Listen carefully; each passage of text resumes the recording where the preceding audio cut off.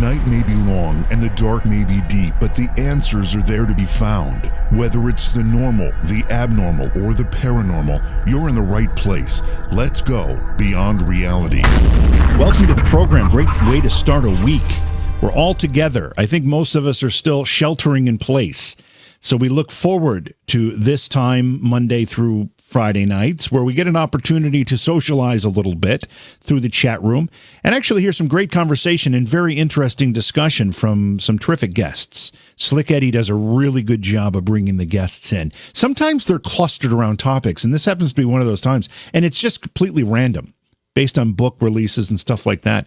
We had a guest on last week, Dean Reuter. We talked about a book of his that discussed a Nazi war criminal, and I'm using that phrase. I'm not sure he did, although it's pretty clear he would have been considered a Nazi war criminal, who faked, according to his book, his own suicide, Hans Kammler. He was a general, an Obergruppenführer in the Third Reich, the Nazi army, in fact, in the SS. And we had this conversation about Nazi war crimes, the Holocaust, and things related to that. And tonight we actually have another discussion about a similar topic, Project Paperclip. Now, for those of you who aren't aware what Project Paperclip is, it was an organized effort by the U.S. government and the U.S. military following World War II to gather and basically import into the United States a number of Nazi scientists, engineers. Some may consider them to have been war criminals themselves. But it was a secret project, and it was a real effort to keep those same scientists and engineers from falling into the hands of the Soviet Union. These are the people, these Nazi scientists and engineers, who developed technology that far exceeded anything that any other nation had, let alone the United States. Yes, we beat them to the nuclear bomb, to the atomic bomb, but they beat us to rocketry and many, many other things. So the U.S. military really wanted this information and this technology, of course, and we did not want the Soviets to have it. So there was a decision made along the way to maybe look the other way at some, what we would call war crimes, certainly some heinous acts and the support of some heinous positions, and bring these scientists to the United States. Many of them became very, very successful. And we're going to talk about that tonight with Dr. Brian Crim. And he is a professor. He's also obviously an author and a researcher. He's written about this. So I hope everybody's doing well. Hope everybody had a great weekend, had an opportunity to relax. I mean, I don't know what you do. If you're not relaxing, what do you do in a time when you're not supposed to leave your home? I do think we're seeing a light at the end of that tunnel. I'm hoping we are. I'm excited that we very well may be because, it's tough. It's tough to have nothing but four walls to look at for, what are we going on, a month? How long has this been? I remember that there was talk of this opening up around Easter time. That's when the original, wish date was set, and we've come and gone. We're a couple weeks past Easter, right? So 5 weeks? Something like that. Anyway, I hope everybody's maybe making an opportunity to get reacquainted with your kids, maybe do some projects around the house, put up some shelves. I don't know. What projects do people do anymore? I don't do any of them. I built a deck once, and it actually came out really, really good. It was a very nice and well-constructed deck, still on the house that I built it on. I don't own the house anymore. But after I did that, I said, you know what, I'm good with those kind of projects. Not really my cup of tea. I'd rather sit and write computer code, although I don't do that much either anymore. So let's go to break, and when we come back, we'll bring in our guest again. Tonight we'll be talking with Dr. Brian Crim, and we're talking about Operation Paperclip. By the way, he also has a book about another topic related to the Holocaust. It's called Planet Auschwitz: Holocaust Representation in Science Fiction and Horror. And I hope we have a little bit of time to touch on that one as well, because that's an interesting topic, particularly because I'm a horror film fan. I know of many of these movies that use Nazi representations, whether it's Nazi zombies or the undead, or there's a movie called Frankenstein's Army, where this German Nazi doctor creates part robot, part human creatures to fight. It's almost all tongue-in-cheek stuff, but it's entertaining nonetheless. Let's go to break. We'll be right back. It's Beyond Reality. Please support the program. Go to patreon.com/Johhaw. That's Johhaw.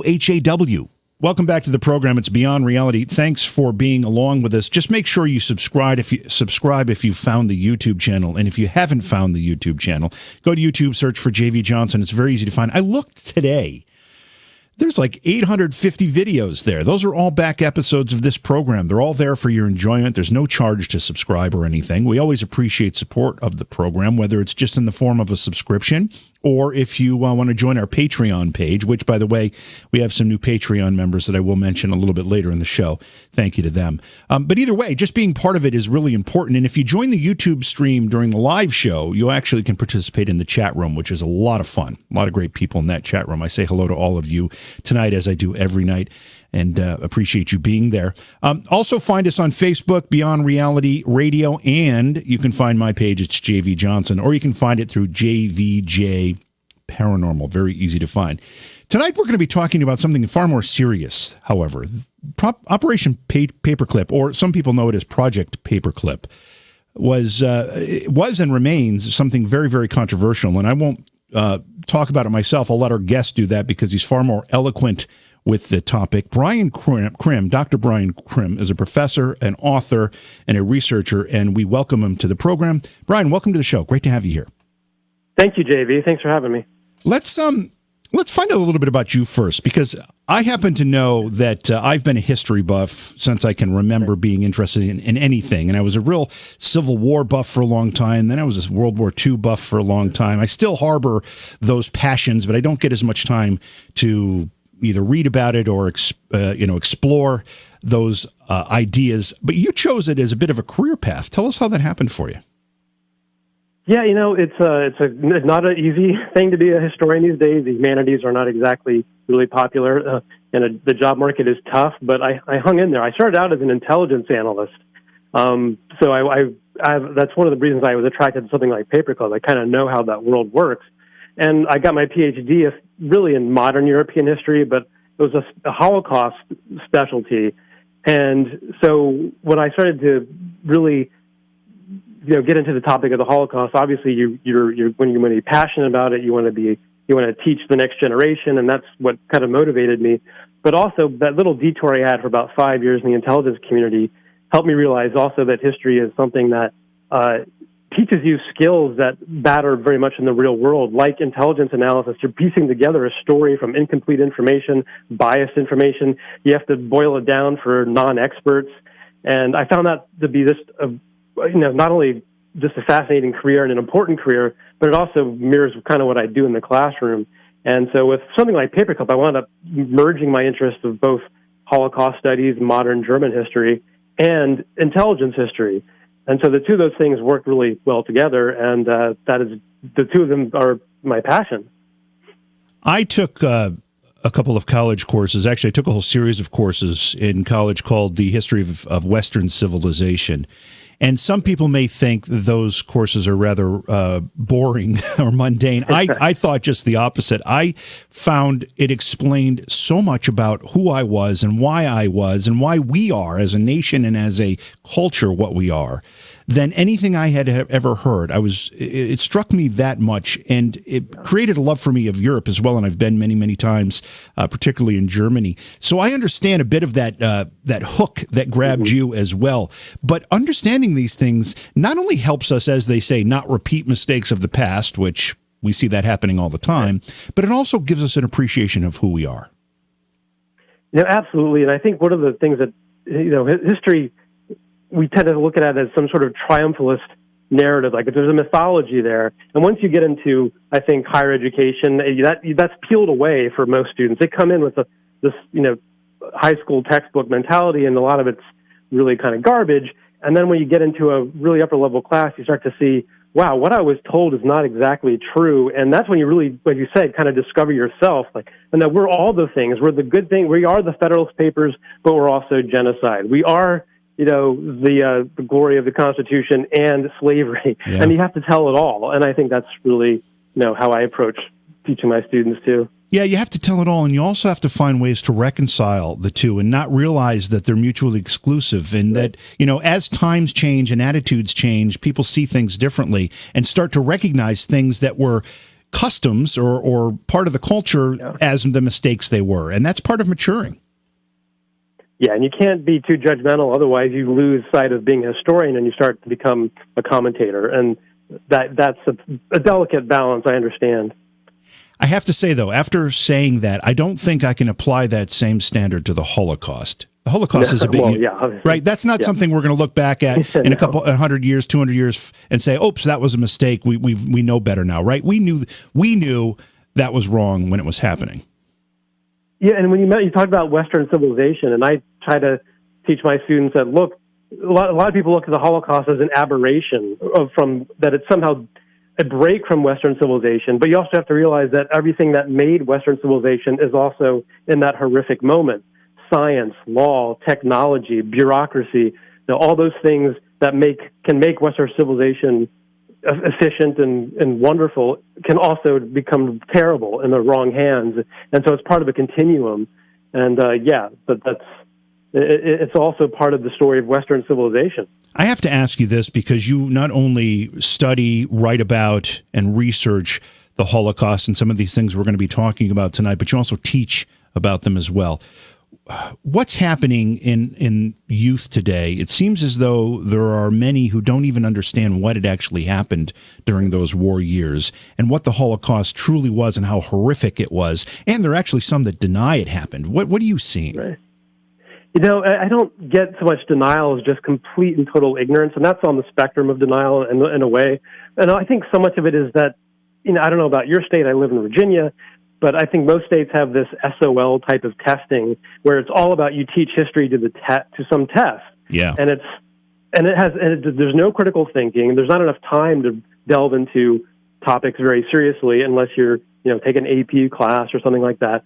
So they just aren't exposed to it. And it used to be that, every class got to listen to a survivor at some point. Well, now there's hardly any survivors left. So you're losing the actual living memory of the Holocaust. And I think just makes education so much more important that we're all that's left between losing that memory. And when you forget it, or it's just, in bad TV shows or bad movies as opposed to, quality work done, then of course they're going to forget it. They're not going to know anything. And that's what I deal with, and that's what I try to correct. But I see it getting worse every year, mostly because of that awful testing. Yeah. What do you see in your students' reactions when you start to explain to them how horrific those actions were during the Holocaust? You must see their faces melt in some cases. I most of the time I do, and some of them are so jaded, I think, because, look, this generation's already been through a lot. They're also exposed to so much graphic imagery every day that maybe when they see something that's on the historical record, it doesn't register. But I think really what you have to focus on are the personal stories. Sometimes it's not showing the awful videos. I don't like to show the bulldozers full of bodies and the things that I think maybe a lot of us grew up with. I like to just show them a YouTube clip of a survivor speaking in a room to another person, and that's it. And that's the sort of thing that breaks them when they see just the pain on an old person's face recalling something. That to me is far more effective than trying to bombard them with ugly imagery, because they get that already. What do you find? I find it absolutely amazing, and I love watching. And I wish I'd had an opportunity to have some discussions myself with survivors, but I love watching these interviews. And so many of these people are so strong. And not only did they suffer the most horrific of circumstances and see so much death and torture, but they came out of it and they lived their lives. They just went on and lived. Yeah. It's an amazing quality. And these people are some of the most amazing people that have ever walked the face of the earth.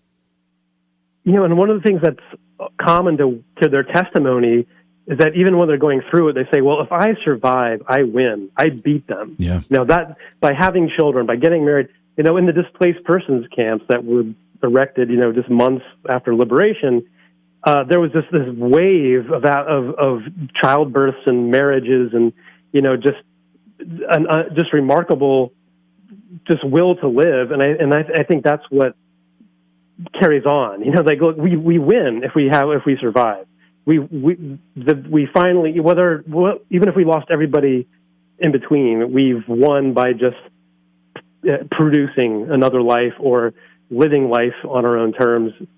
Not that you ever forget it. And so many of them will ultimately say that they forgive the people that did these things to them. How is that? I mean, I guess that's the highest of human qualities, I would say. Yeah, and I've had a survivor come to our campus who did exactly that, and there were kind of gasps in the room. And she was one of Mengele's twins, if you can believe that. Wow. Not that she forgave him necessarily, but she forgave guards and things that she worked with. Right. But yeah, it either goes in one direction or the other. Just as many survivors, you become more religious or they deny God altogether, and you can understand both perspectives. Sure. And I think the ones that are coming out, more in tune with their religion tend to be the more forgiving. But it's varied. But yeah, I've seen that happen in person, and it is jarring. Let's talk about your book and the topic that it covers. We're talking about, of course, Our Germans, Project Paperclip, and the National Security State. For those who might not know, and there are some that might not, what was Operation or Project Paperclip? Now, simply put, the Operation Paperclip was the U.S. intelligence operation to find the best and the brightest German scientists working in a number of fields: rocketry, aeronautics, biological weapons, chemical weapons, and in some cases just, the hard sciences, before either other allies could take them, like the Soviet Union, but also France and Britain, and mine their minds for this knowledge and help contribute to the long-range defense planning of the United States. And it really began before the war was even over. When they're planning D-Day, they know these scientists exist. They know there's important locations. It's all about finding them first, getting the material, the documents, and the machinery, and then eventually thinking it might be better to have the actual mines themselves. And Paperclip went beyond just trying to find them and detain them, but actually posited the notion that we should bring them to the United States for long-range exploitation. And that's what Paperclip officially was bringing these people, up to 1,500 of them eventually, to the United States for as long as necessary. When these decisions were being made, first of all, maybe it's a good idea to set the stage. We know that, and most people know that the Germans and the Nazis had functioning rockets. We did not. Many people probably know that the Nazis had jet aircraft that we did not. Right. So kind of set the stage as to how far ahead were they technologically at the end of the war? Now, I think there's over the years some mythology there that the Germans were so far advanced, and if they had, they were so close to winning the war with some of these wonder weapons.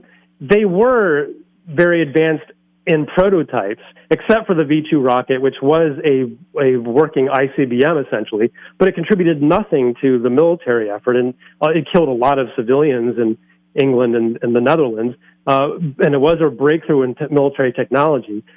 But it also was a lot of effort and misdirected. So while the United States is building the atomic bomb, the Germans are building these boutique weapons that had contributed nothing to victory, obviously, and took a lot of energy away from more useful matters they could have dealt with. But things like the jet aircraft, for example, were brilliant, except they came way too late, and they could never mass produce them. They had electric submarines that could go underwater for far longer than any other battery could and travel great distances. But again, they had a handful of them. This is the German problem all along. They had brilliant minds, but were never able to mass produce these that have an effect during the war. What the United States wanted to do is take those brilliant minds and harness it to our own enormous industrial capacity that we had proven to be very effective, and see if we could ultimately take the best from both worlds and unite them in a concerted effort to build a modern national security state. Was the reason they couldn't mass produce them because at the time that the technology had become available to them as they've developed it, that their infrastructure had already been so crippled by the war effort and their resources had been dwindled? That's a big part of it. They had to move underground, which is where the V-2 is built, and that automatically limits what you can do. And also their fuel supplies were completely shut off. I mean, one of the reasons where they were in North Africa with Rommel and that effort was to get closer to the oil field. Well, they could not. They had ordered the Caucasus in Russia. That was taken away from them. Yeah. But what they did is they created synthetic fuel, which was pretty amazing. So they always had a solution, but it could never be mass-produced. And by the time you get to 1944, when most of these things are coming online, well, they're already basically in a defensive posture, and it's a waiting game till their eventual defeat. So at what point was Operation Paperclip organized and actually officially sanctioned? And I have to assume that the President of the United States sanctioned it. And what department did it come from? State Department, Defense Department? Give us the origins. Yeah.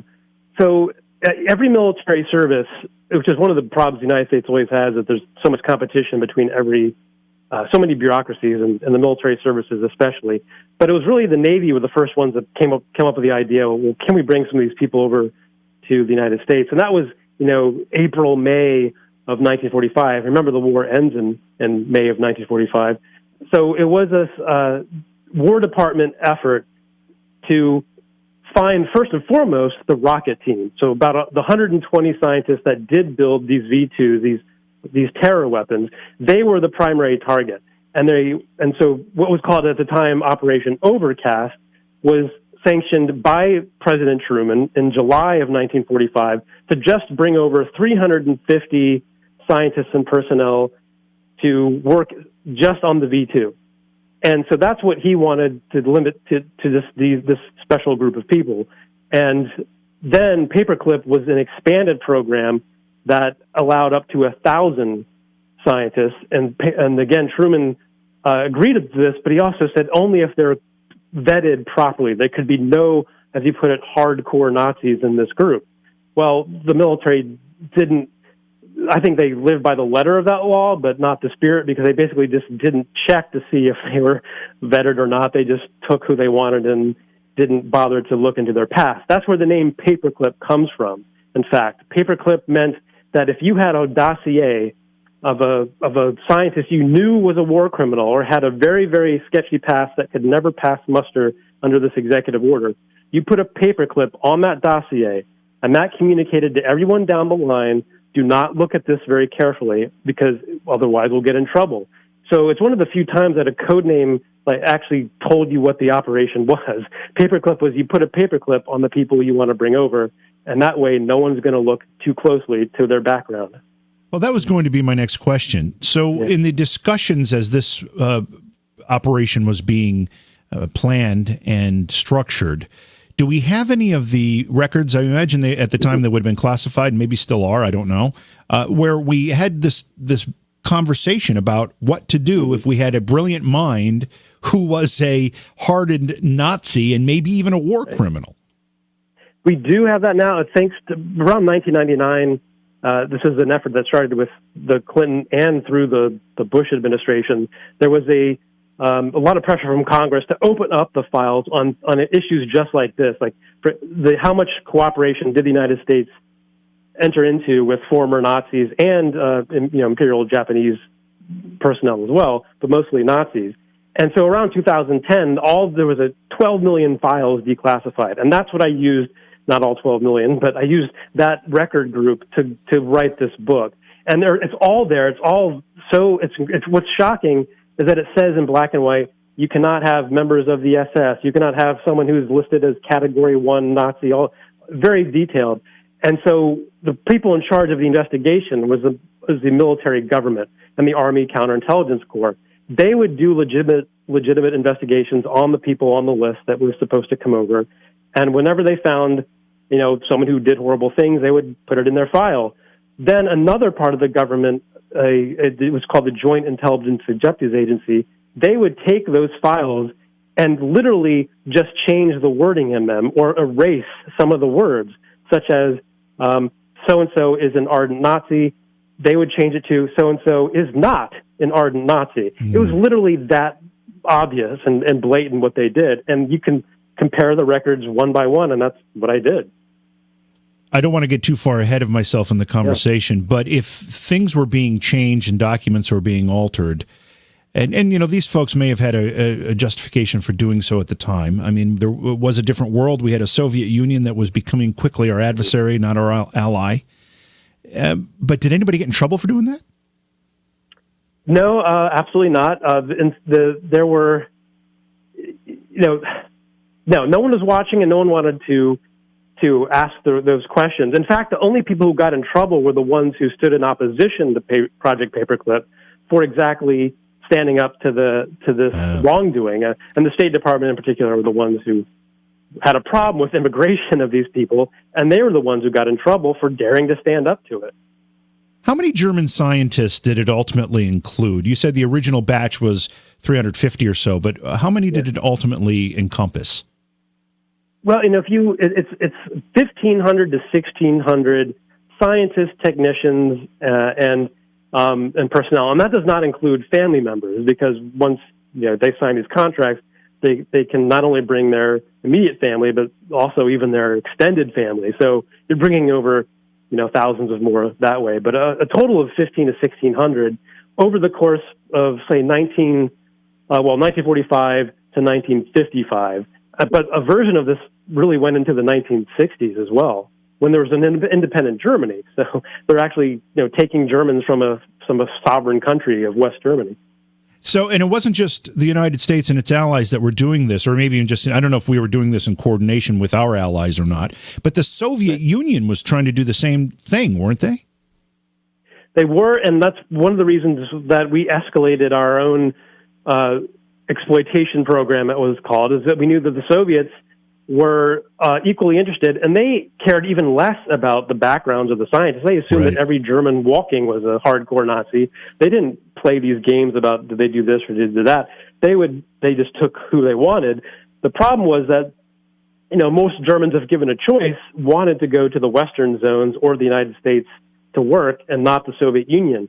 But the Soviets had a very compelling offer themselves. They used every trick in the book. They would either use intimidation, show up to your house with a gun, or they would bribe you and pay you far higher than even the Americans did. It was a scattershot approach. It wasn't very well done, but they certainly did not waste time investigating the backgrounds of the scientists. They just took them, or they bribed them. And once we heard about that, the U.S. intelligence community said, well, we better be on our toes here and just expedite any investigation we have, and if they look bad, then we just change the record. Two questions. Who got the better end of the, well, that's not a good way to ask it. Who got the better scientists? And secondly, was anyone captured, I'll say, by the Soviet Union that we really, really wanted? Yeah, you could say overall the United States got the better scientists and the Soviets got more of them. They probably by 10 to 1, the Soviets had more. Oh, wow. But the cream of the crop was Wernher von Braun and the rocket team. But members of that team also made it to the Soviet Union. In particular, the head of the Germans in the Soviet Union was the number 3 under Wernher von Braun. His name was Helmut Guttrup, and he's responsible for building their long-range rockets. And he had a major role in what would become Sputnik. So we desperately wanted him, but the Soviets got him first. They took his family. They bribed him. They made life as comfortable as they could for him. But overall, I think the Soviets were envious of who the United States was able to get. Yeah, I think it's a wash as in terms of the long-term influence, however. Was it just scientists and engineers and their families, or were there also like industrialists or some type of, more corporate type researchers? Yeah, that's a funny thing I found, because Wernher von Braun was able to bring whoever he wanted. He could simply tell his army captors and then later his patrons, look, I want this group of people. And he wound up getting a bunch of patent lawyers and people he worked with over the years that had no scientific ability. And some of them were just really sketchy people that had horrible backgrounds and didn't even have anything to offer. So yeah, we got a lot of exactly corporate types, people who were management in some of these German companies that built some of these prototypes. They had some value, I suppose, but it was strange to see people who were basically corporate lawyers being mentioned in the same breath as, physicists and aeronautical specialists. We recognized that this was important, or some people did, near the ending of the war, so in spring of 1945. And as you mentioned, this program extended into the 50s and actually into the 60s in some fashion. So what were these people doing for those years following the war, but before they became part of this and brought to the United States? Well, there wasn't much time between that, but what the United States did is first try to exploit them in country, in Germany. So they built these special camps just for people of interest. They had one for former German military officers that they wanted. They had one for intelligence people, and they had several for scientists. And the deal was, if you can live on these essentially glorified prison camps, your family will get more food and shelter than they would in bombed-out Germany.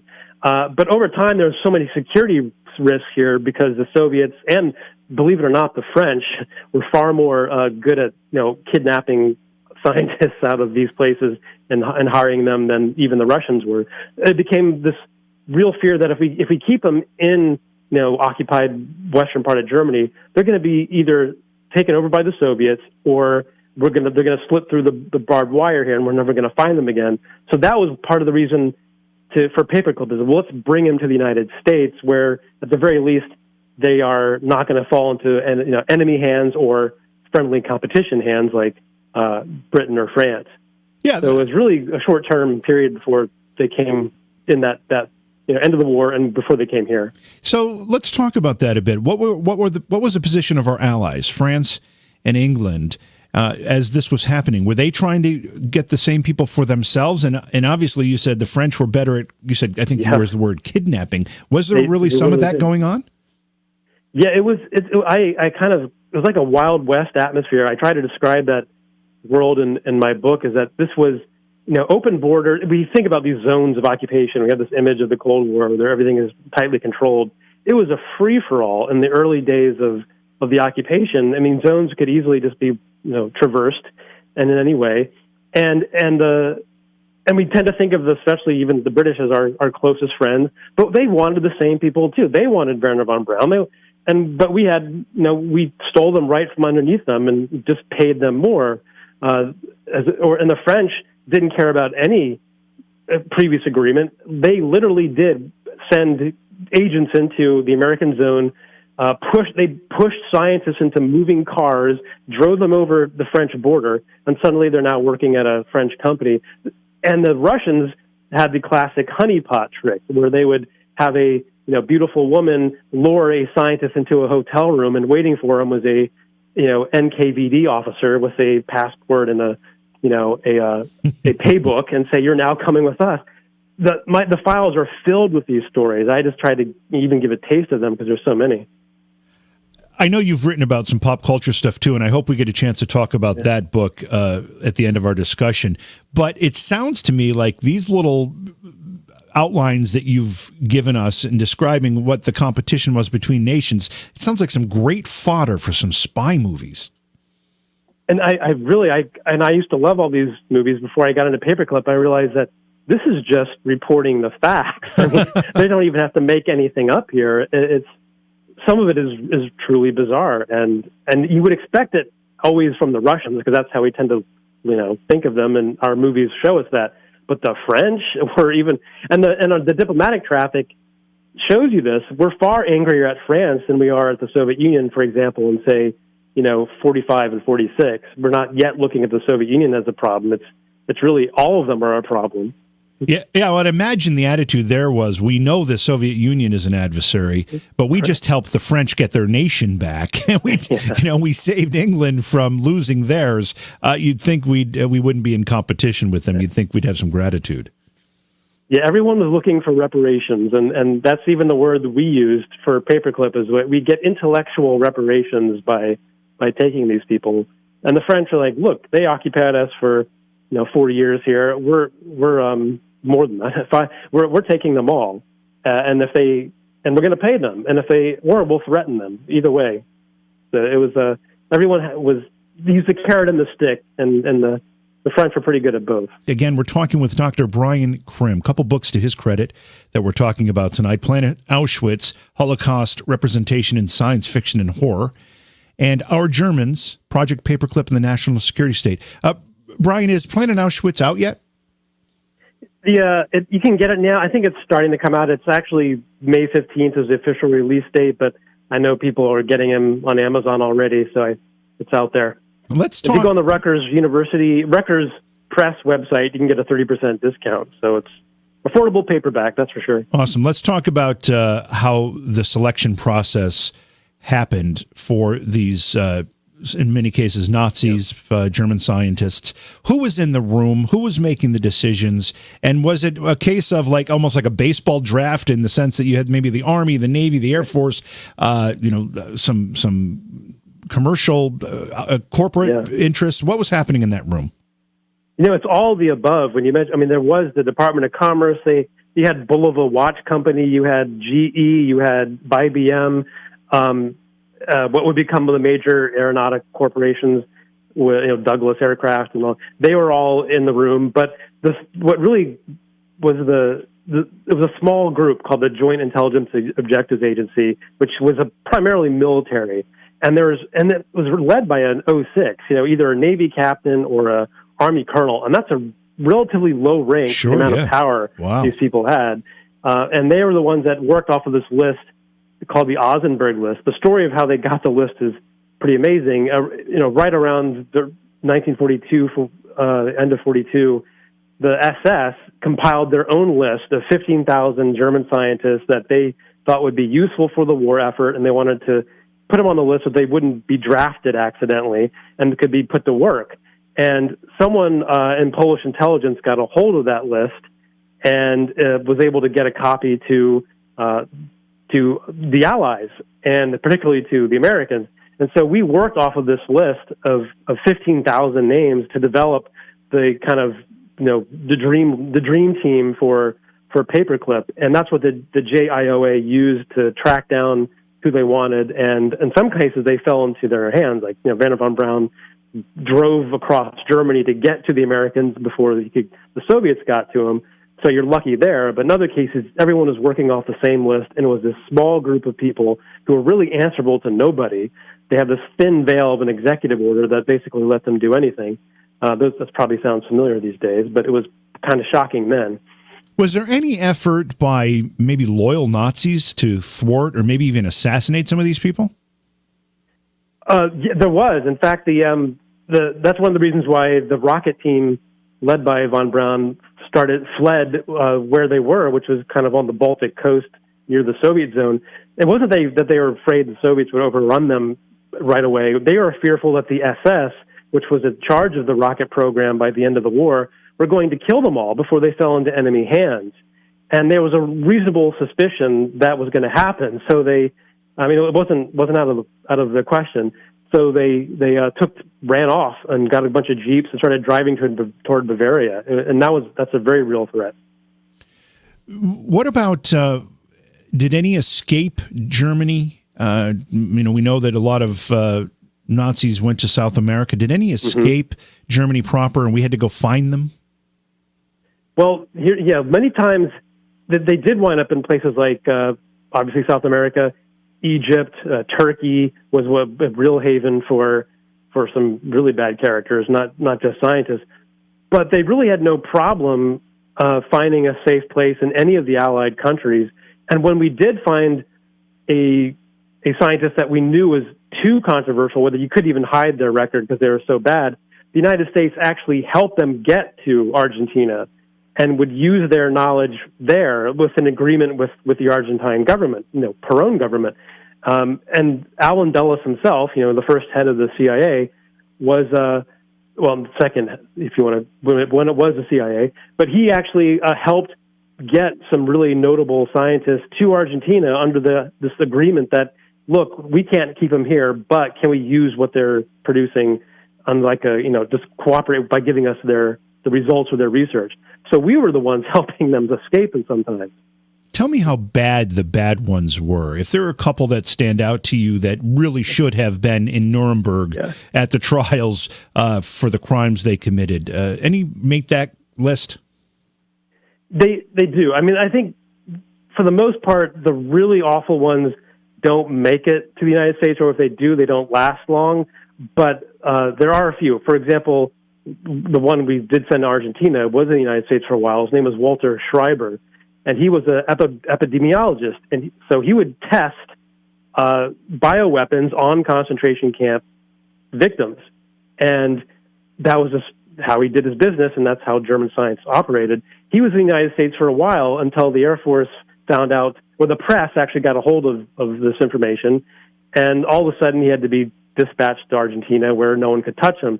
That was one. And most of our Air Force medicine comes from awful research conducted in concentration camps. Wow. Places like Dachau and Bergen-Belsen. You've probably heard of the so-called cold experiments where you dump inmates into frozen water to see how long it takes for them to die, or the pressure experiments where you subject inmates to horrific low pressure and high pressure to determine at what point do they die.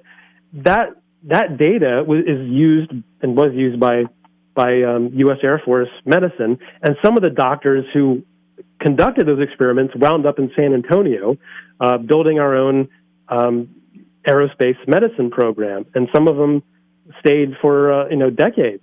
Now, they weren't probably the ones that actually conducted the experiment, but they ordered it, they oversaw it, they used the data. So being that one step removed from something like that is pretty common, and I think that's the most egregious case, especially the aerospace medicine people. You know, obviously the United States government and the military particularly had a real interest in this technology and these ideas and being ahead of the Soviet Union on all of it. But there was also a scientific community here that was doing a lot of this work itself already. What was their attitude on these Nazis coming here and becoming involved in their work?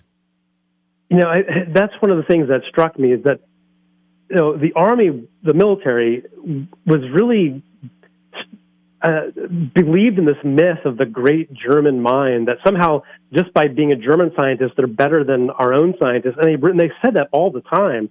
And I'm thinking to myself, who built the atomic bomb?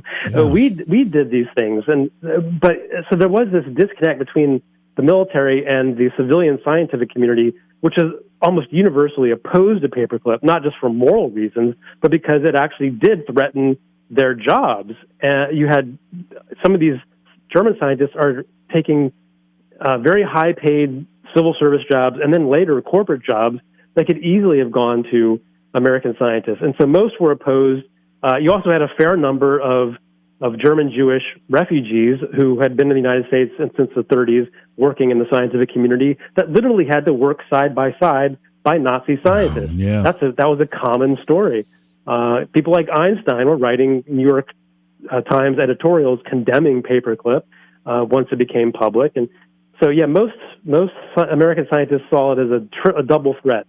One, to the kind of morality and pristine nature of what they saw as research science, and then also job security.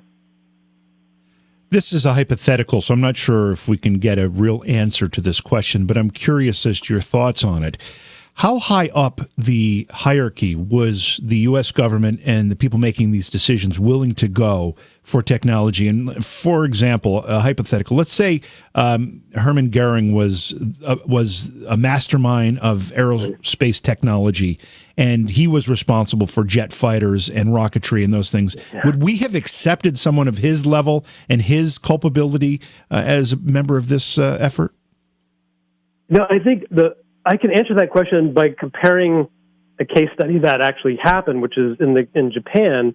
The equivalent of a lieutenant general was in charge of their bioweapons program, and we brought that person we were talking one of the worst of the worst, and we brought him to the United States and picked his brain, prevented him from being wrapped up in the equivalent of the Nuremberg trials in Japan because he provided such valuable information.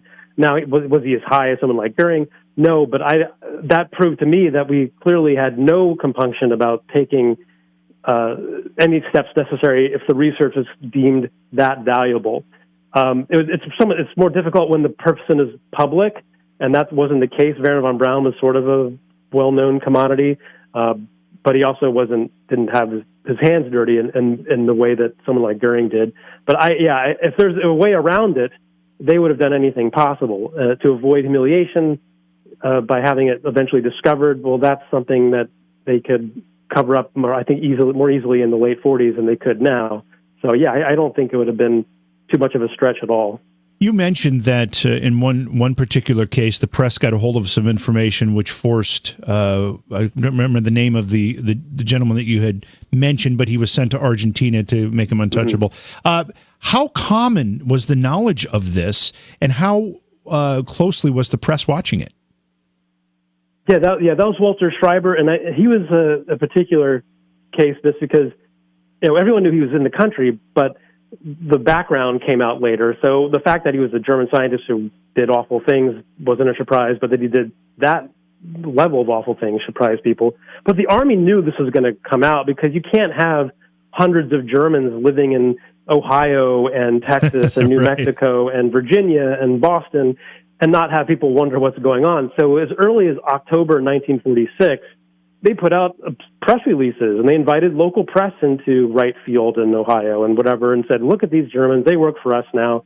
And sure, it was sanitized, but they basically laid out really everything Paperclip was and expected it to be unpopular, but also quickly forgotten. And that turned out to be true. So I quote a Gallup poll where basically it said that 75% of Americans disapproved of Paperclip when they heard about it. But how much they did or how much it stayed with them was another question. And once the Cold War starts to become a reality, then people aren't thinking about it at all. And the people who are opposing it are people you might expect, an Einstein, the NAACP, the American Jewish Congress. Sure, they're going to be upset, but most Americans just go about their business. So I was amazed by just how public it was. How was it handled when they got here? Most of us who have any familiarity with this project, this process, know the ultimate fate of Werner von Braun and how successful he was here. But what was done? Were these people kept in camps when they got here? And did they just go to work in an office like everyone else did? How did this happen? Right.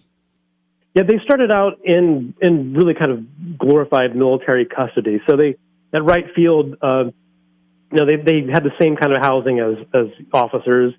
And what's really interesting is that there are still German POWs at Wright Field, and so they basically were assigned to be the kind of servants to these German scientists. They would do their laundry, they would clean their rooms. It was kind of strange scenario.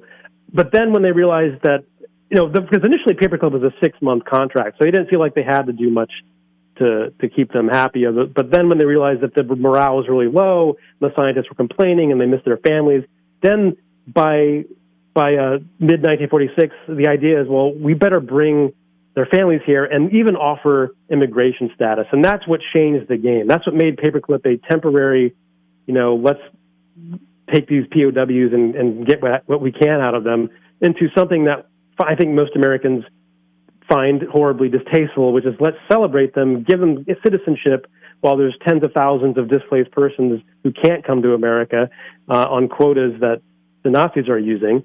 And let's not only do that, but let's make them civil servants as well. So the switch happened really over the course of mid-1946 to spring of 1947. A lot of people credit Werner von Braun with America's ultimate success in getting to the moon. My question to you is, do you credit him with that? And secondly, can you point to, are there any other obvious or, maybe lesser known success stories like that of any of these scientists that we should be talking about? Yeah, I'll preface it by saying I am not a historian of science and technology, but I consulted all those who I knew were, and their books about the American space program and the German contribution. And they all agree that what Paperclip does, and Werner von Braun did specifically, was help the United States catch up to where the Germans were in 1945. We were about 5 years behind, and he got us to the level of the V2 almost immediately with in his early months in the United States, and that was truly important. And the Soviets had their Germans do the same thing for them.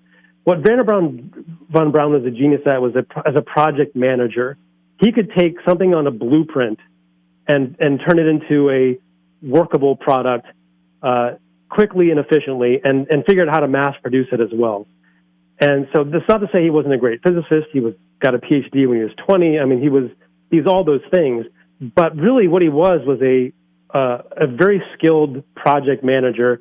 And most of the historians of science I talk to say, look, what he did, any American scientists coming out of Georgia Tech or the Jet Propulsion Lab, which also probably had more to do with the space program than anything else, he was in a position to do things that any American could, but because it was him, we remember him and lionize him when it could have been any number of people with a similar background and training.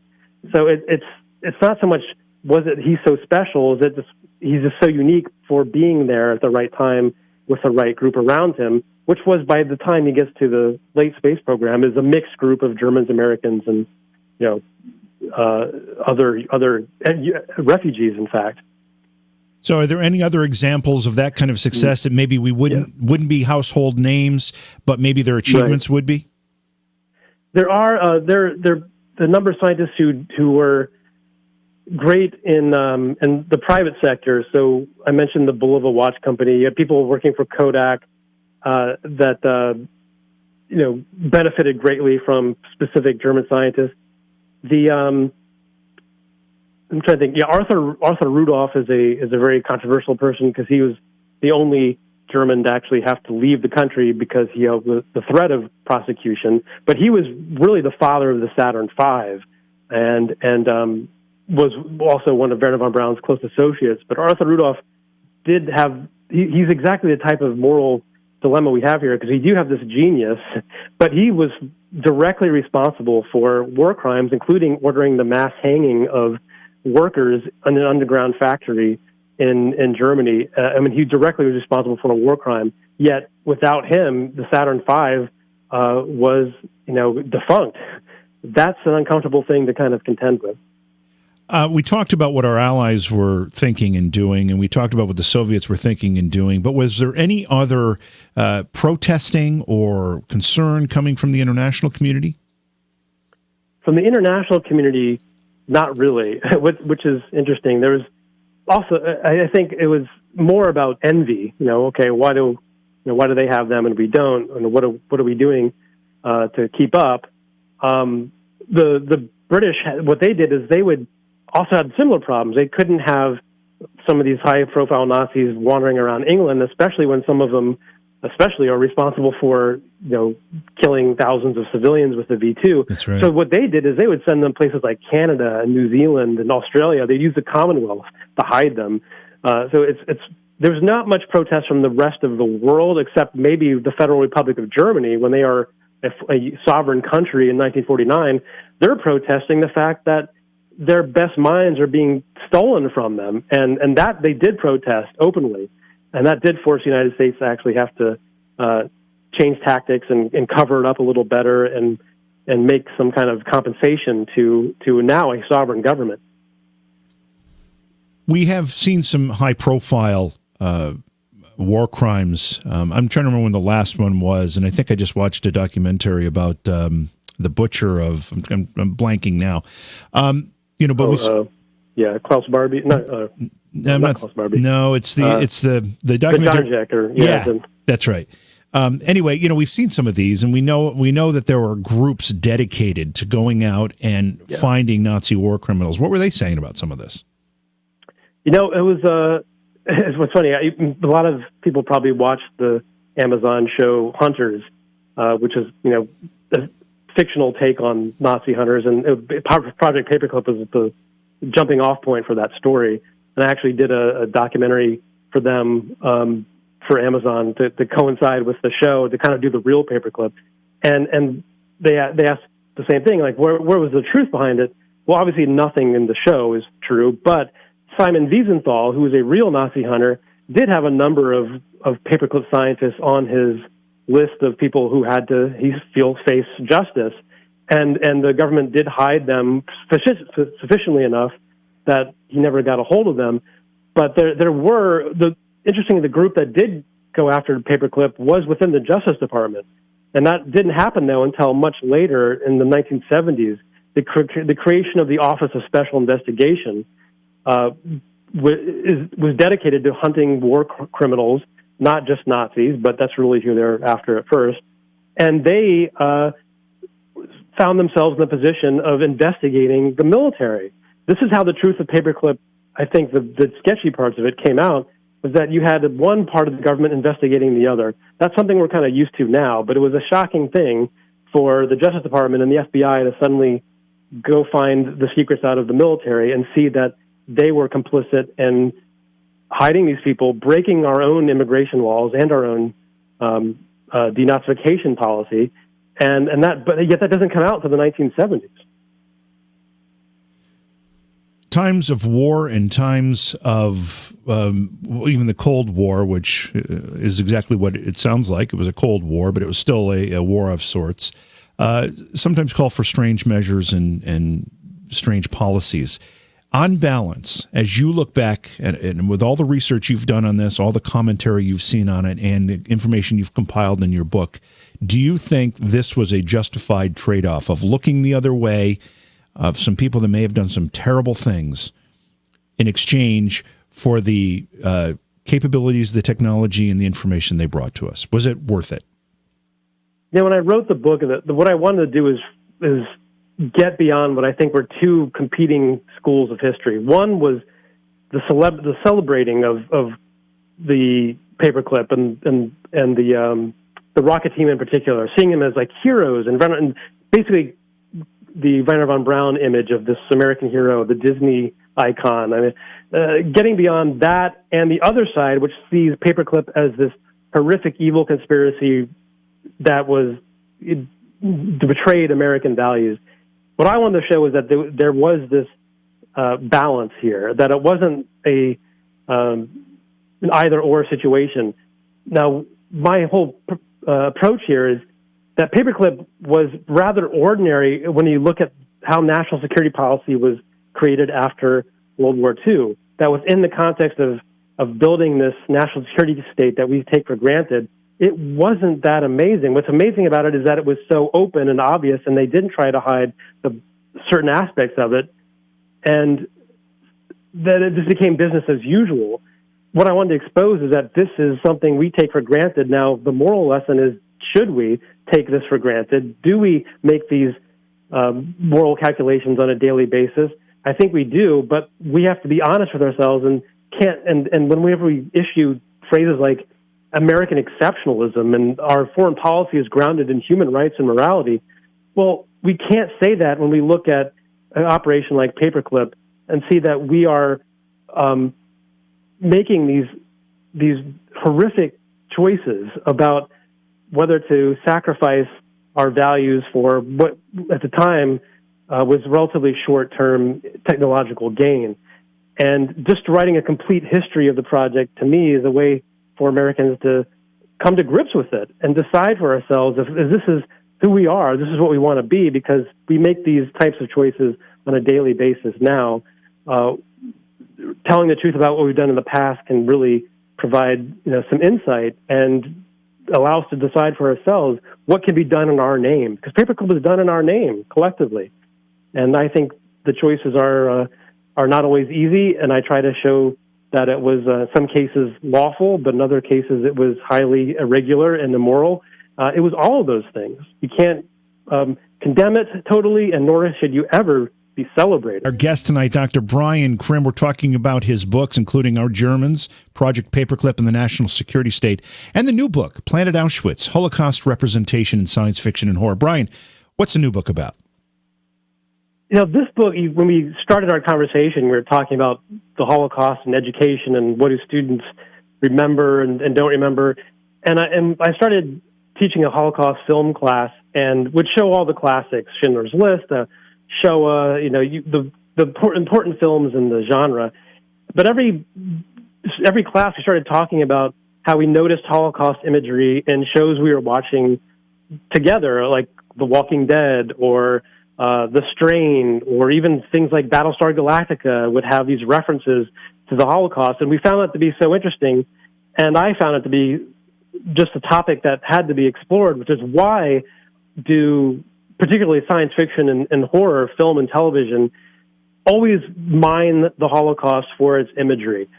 And what does that say about the historical memory of the Holocaust, that it is so easily used in these genres? And is it something we should be mad at, or is it something that reflects just how memory changes? And I just wanted to get a handle on why the Holocaust is still this benchmark for evil, or serves as fodder for science fiction and horror, film and television. And this book is an attempt to kind of put theory behind that, to give you some good examples, and show that it has a long history, starting with even the films the Third Reich produced itself, and goes all the way up to the present, that this is just a continual theme. The Holocaust is everywhere in our culture, and I want to understand why. And that's really what the book is about, is giving some great examples and classic case studies.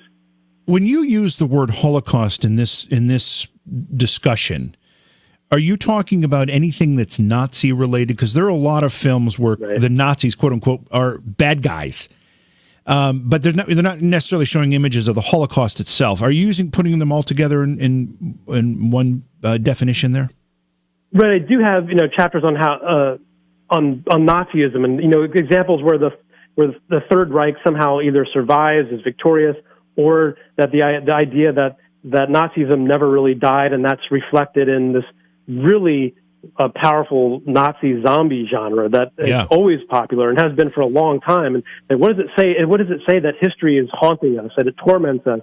And what I kind of show is that the reason for the success of these films where Nazism never goes away or comes back is really about anxiety, that we have not come to terms with our history, or that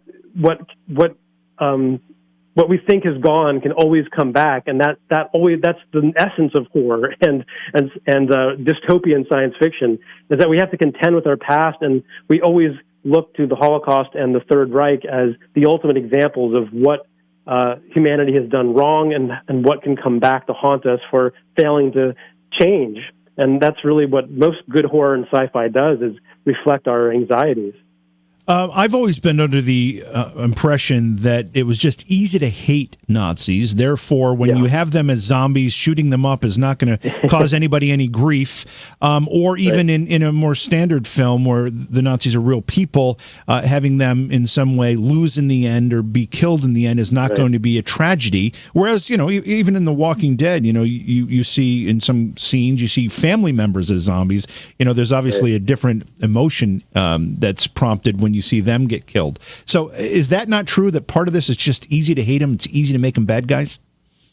It starts out that way, and really the genre becomes really popular in the 1970s, and it coincides with what's called the Hitler wave of scholarship and also pop culture. So things like The Boys from Brazil, and after the Adolf Eichmann trial, which really popularized the idea of Nazis still around and hiding, and they're always among us, that really fed into pop culture and made the Nazi menace real and terrifying and a permanent part of our culture. And they're either going to be easy to hate, and therefore why not kill them in great numbers, or it's a reflection of that we haven't yet defeated them, that they're always with us and we're part of it. Things like The Omen, I get into the Omen trilogy, that, yes, there's not explicit mentions of the Holocaust or the Third Reich, but the idea that they deliberately cast this child who's meant to look like Hitler, and you can read the script where it says, find a kid who looks like Hitler, and they raise him to be the Antichrist, and the way he comes to power is working in American corporations and part of a wealthy family, and he's protected by the president. It's the idea that there's a merging of a legacy of the Third Reich with our own dysfunctional government, and especially in the 1970s, where it's post-Vietnam, it's post-Watergate, a lot of Americans are looking at a failed state they see, and it's interesting that the first reference they draw upon is Nazis in the Third Reich. How much truth existed in these ideas, in the sense that how many? I mean, we all know that we've uncovered Nazis living among us, and we all know that there were Nazis living that escaped, that took years to find, if they were ever found. How much of that reality was creeping into this? That's what I think made films like The Boys from Brazil so popular, and the novel, of course, that they used to make it. Adolf Eichmann was the architect of the Holocaust, and he escaped to Argentina, and then was captured by the Israelis, and they put him on trial. But what it just showed is that there were tens of thousands of Nazis living freely in all these South American countries, in Turkey, in Egypt, or in Germany, living freely, and in some cases enjoying powerful positions. And that reality is enough serves as a basis for some of this really spectacular horror and science fiction. Like, what if you go to the next level? What if you see them as super soldiers? What if you inject them with supernatural abilities on top of just being ideologically evil? It's more than a gimmick. It's a real reflection of our deep anxieties that we have not yet killed this monster within ourselves. And that the best versions of these genres point that out. Some of it, of course, is what we call Nazi exploitation and sexploitation. Ilsa, She-Wolf of the SS, and all this stuff. Mm-hmm. Yeah, it's about getting an audience, but some of them are really deep and reflective and powerful and make you think as well as scare you. I'm reminded of a story, and I think it was a novella, if that's the right word, that Stephen King wrote about a boy living next door to a Nazi war criminal, in which he starts to pick up the traits from this guy because he influences him. I don't remember the name of it, but I'm sure you know what I'm talking about. Yeah, oh, God, I can't remember it either. It's on the tip of my tongue. But yeah, it was also a movie with Ian McClellan as the Nazi next door. Oh, it was made into a film as well. Apt Pupil, that's what it's called, Apt Pupil. Oh, wow, okay. I didn't know, I wasn't aware of that. But it's books, it's movie, it's television, I'm sure it shows up in all facets of pop culture. It does, and I kind of break it down into different chapters. One is I call Nazi Monsters and the Return of History, the things like The Boys from Brazil, but also this vampire series that Guillermo del Toro produced for FX called The Strain, where the Nazis are vampires. And what's interesting about that is that really the Nazis used vampire metaphors to describe Jews. There was a famous anti-Semitic metaphor. Dracula itself is an anti-Semitic nightmare. And the fact that now Guillermo del Toro, of course, is very socially conscious about how he makes his horror, and he wrote the books that this is based on, he decided to flip that script and say, well, what if the Nazis are the vampires? What if they are the bloodsuckers? What if they are controlling every aspect of our culture and business and make them the monstrosity? Then what is it? Doesn't it make you reflect on how the vampires had always been perceived before? And I find that kind of pointing that out to me is part of the book, is that we want people to think critically about these shows they enjoy and enjoy it on another level, because some of them are very, very deep and have a long history of representation going all the way back to the Weimar Republic in the 1920s. One of my guilty pleasures is playing a video game called Call of Duty, and my son got me into this, and it's something that we actually play together, despite the fact it's so violent. But for many years, they had a kind of a sub-game within this game as it was released, and it was Nazi zombies. The Nazi zombie genre seems to make its way into not just video gaming, but obviously there are a lot of films about that. And some people speculate, and we talk about a lot of paranormal topics on this show, but some people speculate that the Nazis were actually involved in the occult and looking for mystical ways to influence the outcome of the war. Is there any truth to that you're aware of? Yeah, there is. One of my good friends and colleague, his name's Eric Kurlander, wrote a book about just that, like a real history of Hitler himself and his fascination with the occult. Because so much of the work out there is wrong or spectacular and not really based on the facts. He kind of goes into the real story behind it, and see that there was this fascination about creating a compelling narrative about the Aryan people, because there was no such thing as an Aryan race. So you have to create a good story. And so Hitler and the early Nazi Party in particular went to the occult to build this narrative of who is this master race, where do they come from. So he's fascinated with India and Nepal and the old Nordic gods to replace the Christian gods. But what's most important about the Nazi obsession with the occult is why they were attracted to it, is that it gave them a lot of propaganda weapons to define their enemies as monstrous. So I already talked about seeing Jews as vampires, but seeing Jews as the Golem, seeing Jews as somehow so powerful as to defy, human law, and therefore they had to be destroyed. They weaponized the occult to attack their racial enemies, and the Jews were just one of those. And you see that in some of these films as well. Even the films the Nazis produced, the Jews are seen as almost supernatural and monstrous, and therefore, what do you do with an enemy like that? You destroy them. So it has a long history. In the beginning of this discussion, you mentioned that you taught a class and you showed Holocaust-related films. Give me a list of 3 or 4 of the ones that you think most effectively and maybe most accurately reflect what really happened and that you'd recommend people watch. I think the most powerful, and not that anyone could watch all of it, but it's a documentary called Shoah. It's a 9-hour documentary.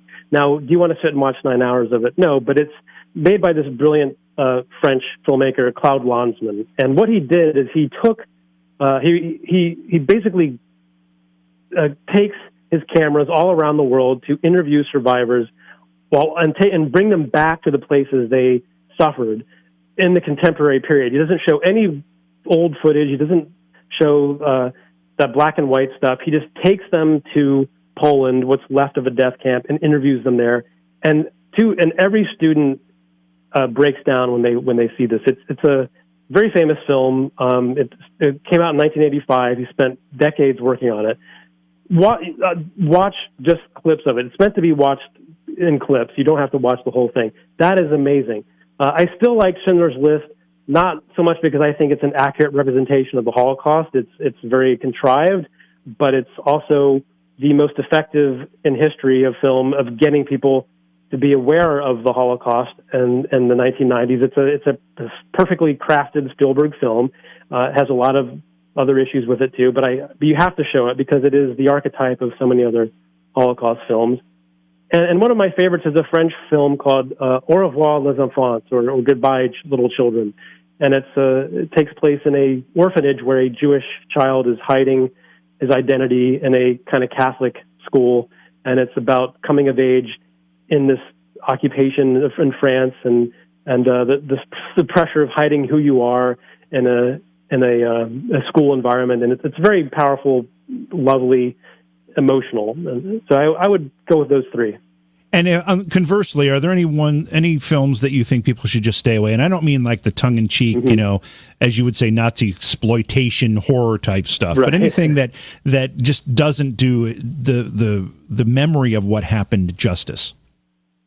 I find that a lot of my students have been forced to watch The Boy in the Striped Pajamas when they're in school, and that is really seen as, among those of us who study the Holocaust and especially film, it's really kind of awful because it's so wrong factually in many ways, and it's this idea of humanizing the SS family more than you are giving any kind of in-depth study of the actual Jewish victims. They're the ones who are the SS. You're supposed to feel sorry for the SS family because their kid accidentally gets killed in a gassing. It's a contrived, really awful and emotionally manipulative film. There's so much reality you can portray, enough horrors that actually happened to invent them and then make the SS family the real victims is something that most of us as educators move away from. But I find that it seems to be very popular, and I think some school districts have decided that instead of showing Schindler's List, we're going to show this updated new film, I guess. And I would say go with Schindler's List if you have to watch anything for the first time. in middle school, for example. Schindler's List inspired me a bit, and I read not only the book that it was based on, but several other, that related to the topic or similar topics. How much literature is available? It seems like there's a lot, but is there enough to keep this story and these ideas and these memories in our public consciousness? There certainly is enough, but what's amazing is how much new sources are always found, and that's not just the personal stories, but just we've underestimated the scale of the Holocaust. And so one of the things the U.S. Holocaust Memorial Museum in Washington has done is for one, put together this massive encyclopedia of camps, and they found that if you define a camp on a lower level, just as maybe a few hundred as opposed to like tens of thousands, there were 40,000 more camps than we ever thought possible. These satellite camps, and with the scale of it is so much grander than we ever imagined. And also, the death toll is going to be revised upward. That I know is going to be coming in the next decade of scholarship. It's not going to be 6 million anymore. It's going to be closer to 7. Wow. And that's to me is proof that the more sources we're exposed to, the more things we find. That the story is not yet even close to being told. And as we lose survivors, cataloging their memories as well as best we can is our top priority. Did the attitude or anything, for that matter, I'm certain the information available did, but what else changed after the fall of the Iron Curtain and the democratization of some of those sites, particularly Poland, that held some of the most notorious camps? One of the disturbing things we find in places like Poland and Hungary now, where you have these new right-wing authoritarian governments, is they want to revise the history of the Holocaust. They want to write out the involvement of their own people in the Holocaust. And Poland in particular wants to de-emphasize Jewish suffering and elevate Polish suffering. And this almost like there's always been this Olympics of suffering game between a lot of different groups. But the reason they're doing it is very cynical. They want to make Polish anti-Semitism is still very real, and there's only 11,000 Jews left in Poland. There used to be 3 million, and that's because of the Holocaust. And what you find is these are contested places now, and places like the Ukraine and Hungary. There's a wave of anti-Semitism that is all about rectifying or elevating the suffering of non-Jews to the level of Jews, and discounting the fact that many Ukrainians, Poles, and Hungarians participated in the violence against the Jews. And that needs to be told as well. But these new textbooks and laws on the books that literally punish Holocaust historians for researching the topic at all are meant to kind of de-emphasize that suffering. And that scares me. It scares all of us who are into intellectual freedom. Tell me about the manuscript you found. This is Walter Jessel. This is relating to back to our Germans. The first person to interview the rocket team in captivity was a German Jewish refugee named Walter Jessel. He's a second lieutenant in the U.S. Army. He escaped the Third Reich in 1933, made his way to America in 1938, enlisted in the U.S. Army as what were called the Ritchie Boys. A lot of people may have heard of them. There are about 2,000 or 3,000 German Jewish refugees who were trained as saboteurs and intelligence officials and interrogators. He was one of them, and he was part of Patton's army, and he was assigned to investigate these Germans holed up in a Bavarian ski chalet, and they turned out to be the Werner von Braun rocket team, and he was the first one to interview them and wrote this incredible intelligence report. And I was so fascinated by him, I contacted his family. They gave me access to his diaries and everything else that he had. He died, I think, in 2013. And in that was a manuscript he wrote in 1946, living in his town of Frankfurt again as a U.S. Army soldier. And he wrote about tracking down all his high school friends. What happened to them? Did they live? Did they die? Were they pro-Nazi? Were they anti-Nazi? And he called this manuscript Class of 31. And I kept that name and edited the whole manuscript. And not that he needed much, because he was a journalist, he was a great writer. But it's a story of this German Jewish refugee coming back to his country as an American soldier and confronting the people he felt had betrayed, him, his family, their values. And he wrote about it in just really personal detail and a fascinating travelogue. And so it's called Class of 31, a German Jewish refugees visit through destroyed Germany. And no one had seen this publicly prior to you discovering it? No, he put it in the desk drawer. I think he tried to get it published when he got back to America. He had one person take a look at it and say, you know what, no one's interested in Germany anymore. and he put it in the desk drawer. And when I got a hold of it as like in a Dropbox, basically a digital Dropbox, I read it, even though it had nothing to do with what I was writing at the time about Paperclip. I went, this needs to get to the world because it's an amazing story and it's so beautifully written. And luckily the family gave me permission to pursue it. And it's published with Academic Studies Press. You can get it for like $29 on Amazon. And it's a great textbook for students too, because it's very readable and it's a perspective on the Cold War the Cold War and post-war Germany that you're really not going to find. I have to ask you a question that is not related to anything we spoke about, but I'm just curious. You went to Rutgers. You've had some affiliation there. Did you take any music classes at Rutgers by any chance?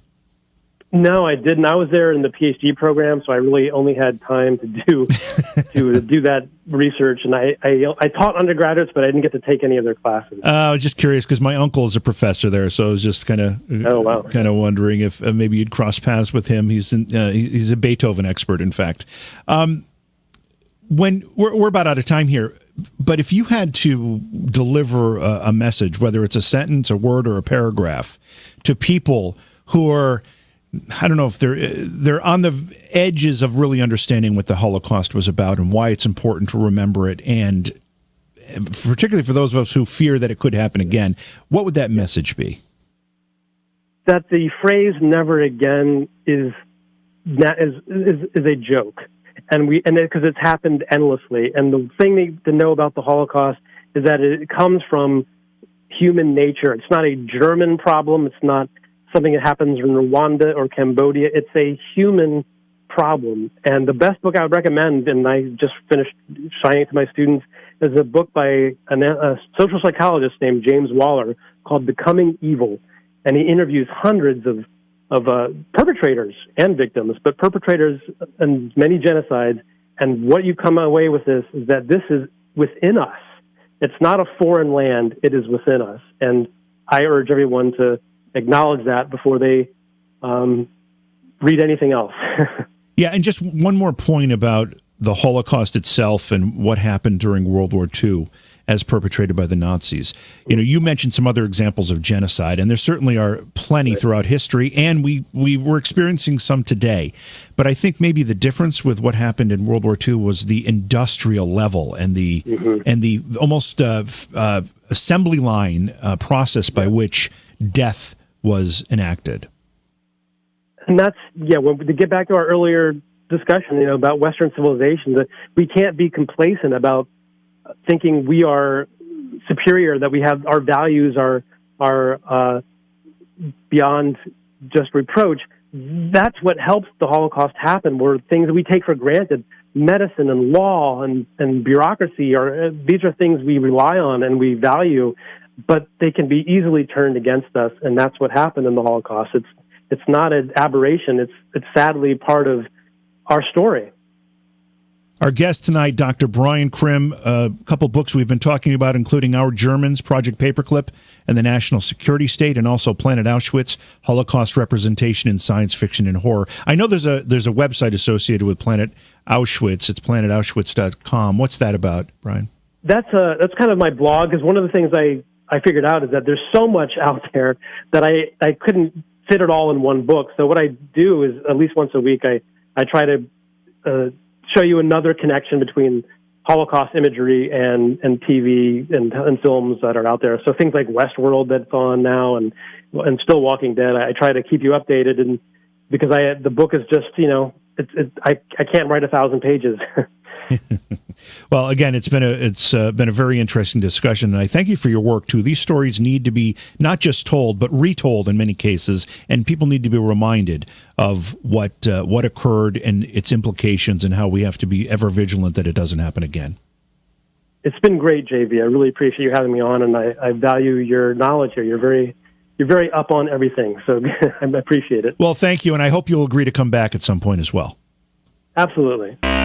Beyond Reality Paranormal is hosted by J.V. Johnson and produced by Orion Palmer and Slick Eddie Edwards. Like us on Facebook and subscribe to our YouTube channel. Please consider supporting the program either through your podcast platform, click on the link in the description, or on Patreon at Joha Productions. If you'd like to be a guest on Beyond Reality Paranormal, or you have a recommendation for a guest, contact our producer, Slick Eddie Edwards. Eddie is spelled with a Y at slickeddieedwards@gmail.com.